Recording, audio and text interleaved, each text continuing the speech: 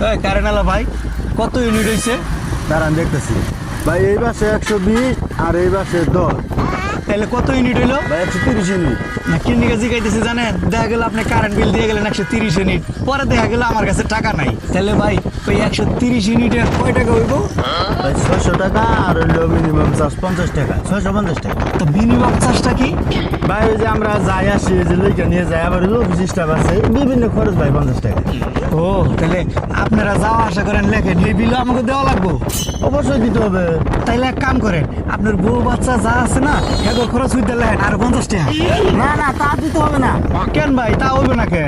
ভাই এইগুলা নিলে আমি চাকরি খাবো না। ও আপনারা চোর হইলো ইমানদার আছেন না? তা ভাই ওই সব মিলিয়ে তাহলে কয় টাকা হইলো? আপনার কারেন্ট বিল 600 আর সার্ভিস চার্জ 50 আর হলো মিটার ভাড়া আপনার 60 টাকা। এই হলো 710 টাকা। কি ভাই, 60 টাকা মিটার ভাড়া কিসের? কেন ভাই বোঝেন না?